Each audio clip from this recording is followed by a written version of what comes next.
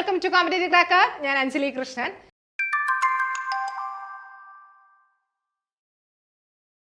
അപ്പോൾ എല്ലാവർക്കും ആദ്യമേ ഞാൻ പറയാണ്, എല്ലാവരും ഓണത്തിന്റെ തിരക്കിലൊക്കെ ആയിരിക്കും. പക്ഷേ അതിൻ്റെ ഇടയിൽ പഠനം മുടക്കരുത്. നമുക്കിന്ന് ഹൈക്കോർട്ട് OAയിൽ ഏറ്റവും ഇമ്പോർട്ടൻ്റ് ആയിട്ടുള്ള ടോപ്പിക്കാണ് ഹൈക്കോടതി, അല്ലേ? ആ ഒരു പേര് നിങ്ങളുടെ എക്സാം അത് തന്നെയാണ്, ഹൈക്കോർട്ട് OA. അപ്പോൾ ഹൈക്കോർട്ടിനെ പറ്റി പഠിച്ചില്ലെങ്കിൽ മോശമല്ലേ? അപ്പോൾ അതിനെപ്പറ്റി ഒരു ക്വസ്റ്റ്യൻ പോലും ചോദിച്ചില്ലെങ്കിൽ മോശമല്ലേ? അപ്പോൾ ഹൈക്കോർട്ട് എന്താണ് എന്ന് നിങ്ങൾ പഠിക്കണം. ഇന്ത്യയിലെ ഹൈക്കോർട്ടുകൾ, അതുപോലെ തന്നെ കേരള ഹൈക്കോടതിയുടെ പ്രത്യേകതകൾ എന്തൊക്കെയാണ് എന്ന് നിങ്ങൾ നിർബന്ധമായിട്ടും പഠിച്ചു വയ്ക്കണം. ക്വസ്റ്റ്യൻസുകൾ, പ്രീവിയസ് ഇയർ ക്വസ്റ്റ്യൻസുകളൊക്കെ ഉണ്ട്.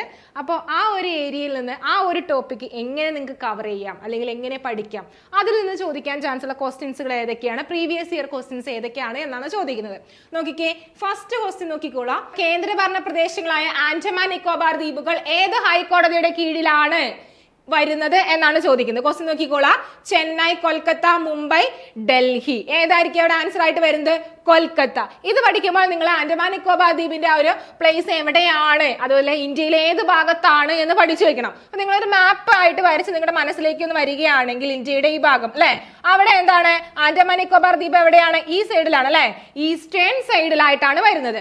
അപ്പൊ ഏത് കീഴിലായിരിക്കാം? കൊൽക്കത്ത. ഇവിടെയാണ് കൊൽക്കത്ത, അല്ലെ, ഈ സൈഡിലാണ് നമുക്ക് ഏതാണ് കൊൽക്കത്ത കാണാൻ സാധിക്കുന്നത്. അപ്പൊ ഏതിന്റെ കീഴിലാണ്?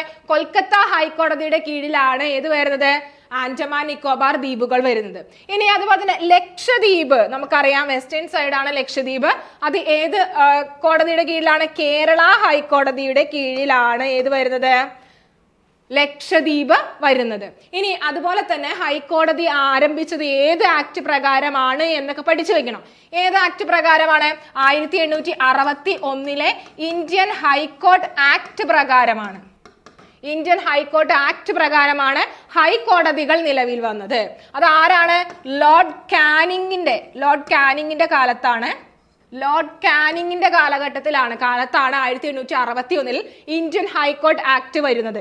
ഈ ആക്ട് പ്രകാരമാണ് 1861 എന്താണ് ഹൈക്കോടതിയിൽ നിലവിൽ വരാനായിട്ടുള്ള ഒരു രേഖ തയ്യാറാക്കിയത്. ഇനി നെക്സ്റ്റ് ഇയർ 1862 ഏത്? ലോർഡ് എൽഗിന്റെ കാലത്താണ് ഹൈക്കോടതികൾ ആദ്യഘട്ടത്തിൽ നിലവിൽ വന്നു തുടങ്ങിയത്. അത് ആദ്യമായിട്ട് വന്ന കോടതികൾ, ഹൈക്കോടതികൾ ഏതൊക്കെയാണ്? ഒന്ന് കൊൽക്കത്ത,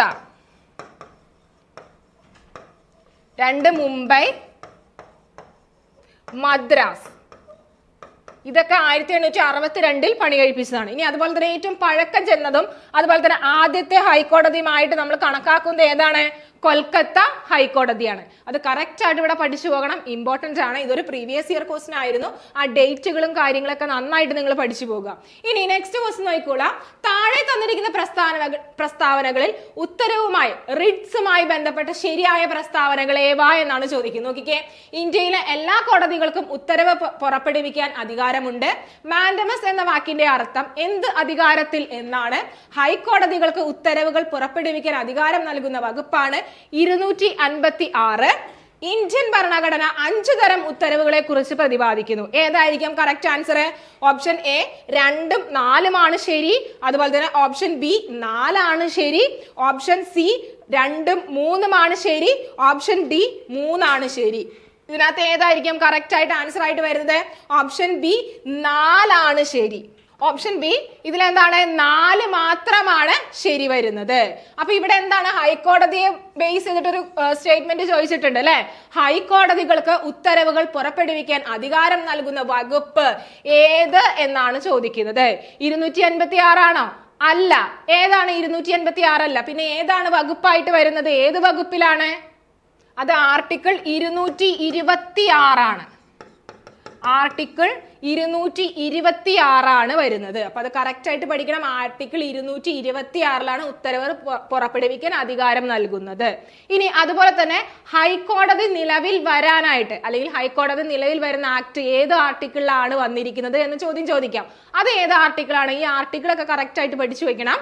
അത് ഏത് ആർട്ടിക്കിളാണ്? 214 214. ഭരണഘടനയുടെ ഏത് ആർട്ടിക്കിൾ പ്രകാരമാണ് ഹൈക്കോടതി നിലവിൽ വന്നത് എന്ന് ചോദിച്ചാൽ ഏത് എഴുതണം?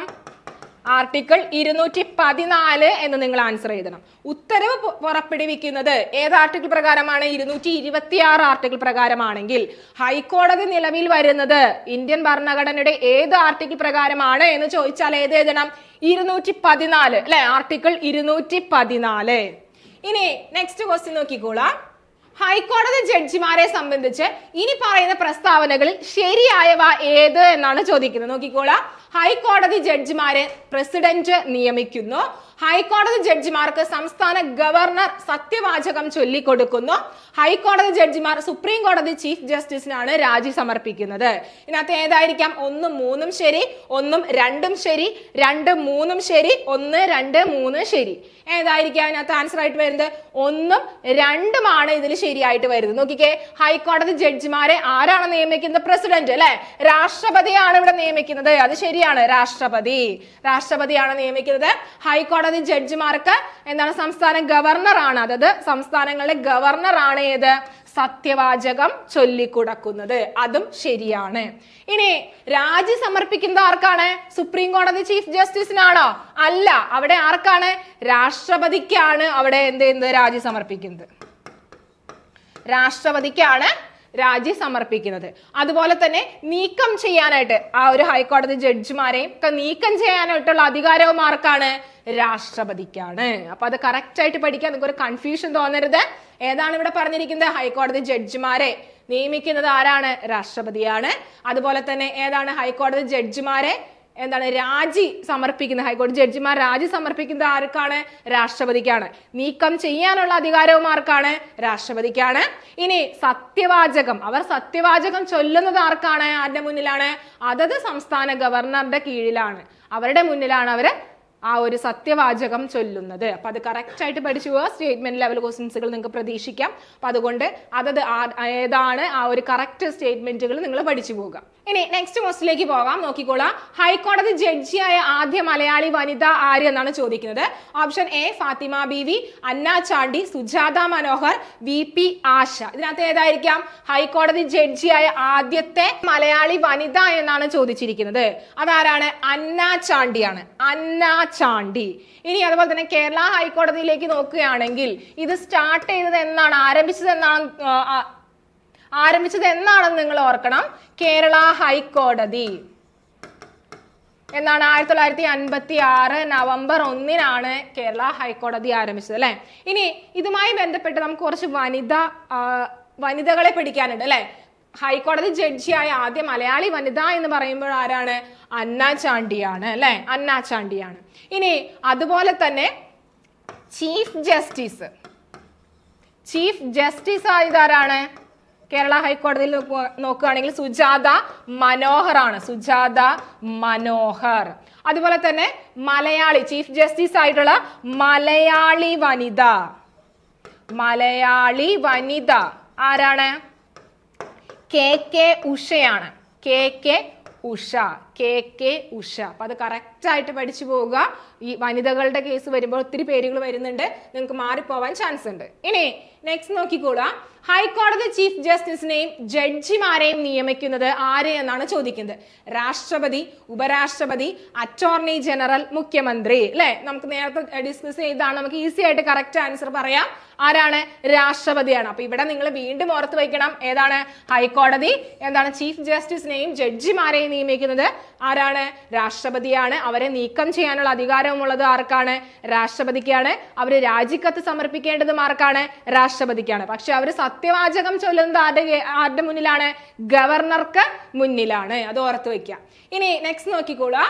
അപ്പൊ ഇവിടെ നമുക്ക് ഇത്ര നേരം പറഞ്ഞുകൊണ്ടിരുന്നത് എന്താണ്? ഹൈക്കോടതി അല്ലെ. ഹൈക്കോടതിയെ പറ്റിയാണ്. ഹൈക്കോടതി ആ ഒരു OAയിലെ ആ ഒരു ക്ലാസ് ആണിരുന്നത്. അപ്പൊ നമുക്ക് ഹൈക്കോടതിയെ പറ്റി പറഞ്ഞില്ലെങ്കിൽ മോശമാണ് അല്ലെ. അപ്പോൾ ഹൈക്കോടതി ഇമ്പോർട്ടന്റ് ആയിട്ടുള്ള ഒരു ടോപ്പിക്കാണ്, നന്നായിട്ട് പഠിക്കണം. അപ്പൊ നിങ്ങൾക്കറിയാം എക്സാം അടുത്തിരിക്കുകയാണ്. അപ്പൊ ഈ ആഘോഷങ്ങളിൽ ആ ഒരു എക്സാം അല്ലെങ്കിൽ നിങ്ങളുടെ പഠനം മുടങ്ങി പോകരുത്. അപ്പൊ അതിനായിട്ട് നമുക്ക് ഹൈക്കോർട്ട് ഓഫീസ് അറ്റൻഡന്റിന്റെ 30 ഡേയ്സിന്റെ ഓൺലൈൻ സ്റ്റഡി ബാച്ച് നമ്മുടെ കോമ്പറ്റേറ്റീവ് ക്രാക്കറിൽ സ്റ്റാർട്ട് ചെയ്തിട്ടുണ്ട്. അതുപോലെ തന്നെ നന്നായിട്ട് പഠിക്കുക. ഒരു ടൈം ടേബിൾ ബേസ് ചെയ്തിട്ട് തന്നെയാണ് നമുക്ക് പോകുന്നത്. അതായത് ഒരു 30 ഡേയ്സിന്റെ ടൈം ടേബിൾ കറക്റ്റ് ഫിക്സ് ചെയ്തിട്ട് സിലബസ് പ്രകാരം അല്ലെ എന്താണോ നിങ്ങൾക്ക് പഠിക്കാനുള്ളത് അത് പ്രകാരമാണ് നിങ്ങൾക്ക് എന്ത് തരുന്നത്? ഈ കോഴ്സ് നിങ്ങൾക്ക് അവൈലബിൾ ആയിരിക്കുന്നത്. അപ്പോൾ ഇതിൽ നമുക്ക് എന്താണ് ആ ഒരു എല്ലാ ഫീച്ചേഴ്സും നമുക്ക് കോമൺ ആയിട്ട് പോകുന്ന എല്ലാ ഫീച്ചേഴ്സും തന്നെയുണ്ട്. അതായത് നമുക്ക് എന്താണ് ലൈവ് ക്ലാസ്സുകളുണ്ട്, അതുപോലെ തന്നെ ആപ്പിൽ റെക്കോർഡഡ് വീഡിയോസ് ഉണ്ട്, റെക്കോർഡഡ് വീഡിയോ ക്ലാസ്സുകളുണ്ട്, അതുപോലെ തന്നെ PDF നോട്ട്സ് ഉണ്ട്. വീക്കിലി നിങ്ങൾക്ക് ഓരോ ടീച്ചേഴ്സിൻ്റെയും ക്ലാസ്സുകൾ അവൈലബിൾ ആണ്. അതുപോലെ തന്നെ നിങ്ങൾക്ക് എക്സാംസുകളും അവൈലബിൾ ആണ്. അപ്പോൾ 30 days ആ ഒരു കറക്റ്റ് സ്റ്റഡി പ്ലാനോട് കൂടി കറക്റ്റ് ആ ഒരു മെറ്റീരിയലോടുകൂടി തന്നെയാണ് പോകുന്നത്. അപ്പോൾ ഒട്ടും മടി വേണ്ട. എക്സാം എടുത്തു, ഇനിയും പഠിക്കാതിരിക്കുന്നവരുണ്ടാകും. ആ ഒരു എക്സാമിന് 1 മാസം മുന്നേ പഠിക്കാം, സമയമുണ്ടല്ലോ എന്ന് ഓർത്തിരിക്കുന്നവരുണ്ടാകും. പലരും ടൈം അല്ലെങ്കിൽ ജോലിയുമായി ബന്ധപ്പെട്ട് സമയം ഇല്ലാത്തവരുണ്ടാകും.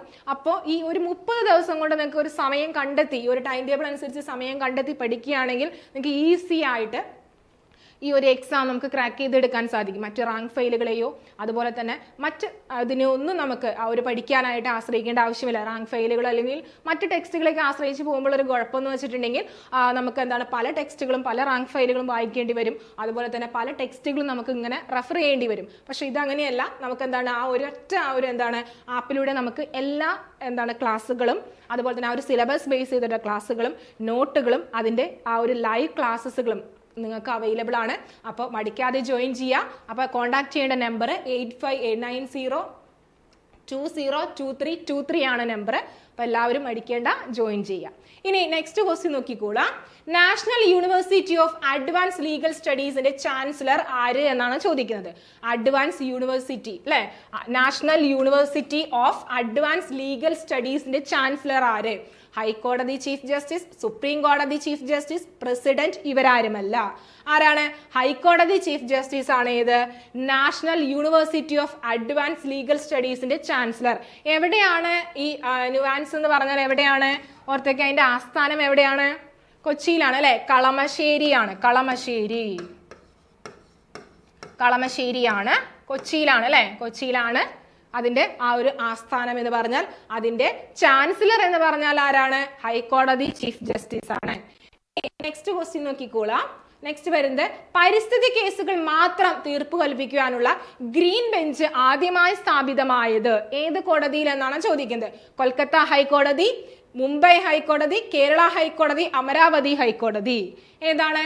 പരിസ്ഥിതി കേസുകൾ മാത്രം തീർപ്പ് കൽപ്പിക്കുന്ന ഗ്രീൻ ബെഞ്ച് അല്ലെ, ഏതാണ്? ഹൈക്കോടതി. ഏതാണ്? കൊൽക്കത്ത ഹൈക്കോടതിയാണ്. നമുക്കറിയാം ഏറ്റവും പഴക്കം ചെന്ന, ഇന്ത്യയിലെ ഏറ്റവും പഴക്കം ചെന്ന കോടതിയാണ് ഏത്? കൊൽക്കത്ത ഹൈക്കോടതി. അവിടെയാണ് ഏത്? ഗ്രീൻ ബെഞ്ച് സ്ഥാപിതമായത്. അപ്പൊ ഇത് കറക്റ്റ് ആയിട്ട് പഠിക്കണം. ഏറ്റവും പഴക്കം ചെന്ന ആദ്യത്തെ കോടതി എന്ന് ചോദിച്ചാൽ ഏതാണ്? കൊൽക്കത്ത ഹൈക്കോടതിയാണ്. അതുപോലെ തന്നെ ഗ്രീൻ ബെഞ്ച് ആദ്യമായി സ്ഥാപിതമായതും എവിടെയാണ്? കൊൽക്കത്ത ഹൈക്കോടതിയാണ്. അപ്പൊ നമുക്ക് അറിയാം കോടതികൾ എത്ര എണ്ണമുണ്ട് അല്ലെ, ഇന്ത്യയിൽ ആകെ കോടതികൾ എത്ര എണ്ണമുണ്ട്? നിലവിൽ ഇപ്പോൾ എന്താണ്? 25 ഹൈക്കോടതികൾ നമുക്ക് നിലവിലുണ്ട്. ഇനി അതുപോലെ തന്നെ ഈ അമരാവതി ഹൈക്കോടതിയാണ് ഏറ്റവും ലേറ്റസ്റ്റ് ആയിട്ട് വന്നത്. അമരാവതി ഹൈക്കോടതി നമുക്കറിയാം ആന്ധ്രാപ്രദേശ് അല്ലെ, ആന്ധ്രാപ്രദേശ് ആണ് ഏറ്റവും ലേറ്റസ്റ്റ്. ആന്ധ്രാപ്രദേശ് തെലുങ്കാനയായിട്ട് ഡിവൈഡ് ചെയ്തപ്പോൾ അതിനുശേഷം വന്ന ഒരു കോടതിയാണ് ഏത്? അമരാവതി ഹൈക്കോടതി. ഏറ്റവും അവസാനമായിട്ട് വന്നതാണ് അമരാവതി ഹൈക്കോടതി. അപ്പൊ അത് കറക്റ്റ് ആയിട്ട് പഠിക്കണം. 25 നിലവിൽ 25 ഹൈക്കോടതികളാണ് നമുക്ക് ഇന്ത്യയിൽ നിലവിലുള്ളത്. ഇനി നെക്സ്റ്റ് നോക്കിക്കോളാം. ഇന്ത്യയിൽ ആദ്യത്തെ ഹൈക്കോടതിയായി കണക്കാക്കുന്നത് മുംബൈ, മദ്രാസ്, കൊൽക്കത്ത, അലഹബാദ്. ഏതാണ് ആൻസർ ആയിട്ട് വരിക? കൊൽക്കത്തയാണ് അല്ലെ. നേരത്തെ പറഞ്ഞിരുന്നു ഓപ്ഷൻ സി ആണ്, കൊൽക്കത്തയാണ് ആൻസർ ആയിട്ട് വരുന്നത്. അപ്പൊ ഇവിടെ നോക്കിക്കേ, ഒരു അലഹബാദ് കണ്ടു അല്ലെ. അലഹബാദ് ഇതിന്റെ പ്രത്യേകത എന്താണ്? ഏറ്റവും കൂടുതൽ ബെഞ്ചുകളുള്ള കോടതിയാണ് ഏത്? അലഹബാദ് ഹൈക്കോടതി എന്ന് പറഞ്ഞാൽ. ഇനി അതുപോലെ തന്നെ ഏറ്റവും കൂടുതൽ അധികാര പരിധിയുള്ള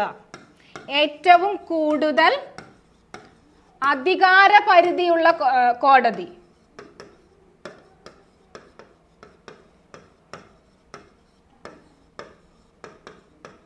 ഏതാണ്? ഏറ്റവും കൂടുതൽ അധികാര പരിധിയുള്ള കോടതി ഏതാണ്? ഗുവാഹത്തി കോടതിയാണ്. ഗുവാഹത്തി കോടതി. 4 സംസ്ഥാനങ്ങൾക്കാണ് ഏത്? അധികാര പരിധിയുള്ളത്. 4 സംസ്ഥാനങ്ങൾ ഗുവാഹത്തി ഹൈക്കോടതിയുടെ കീഴിലാണ്. ഇനി അതുപോലെ തന്നെ വേറൊന്നുകൂടിയുണ്ട്,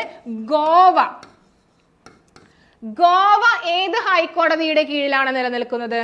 ഗോവ ഹൈക്കോടതിയുടെ ആസ്ഥാനം മുംബൈയാണ്. ഗോവ ഹൈക്കോടതിയുടെ ആസ്ഥാനം മുംബൈയാണ്. അപ്പൊ ഇത് ഇത്രയും കറക്റ്റ് ആയിട്ട് പഠിച്ചു പോകണം.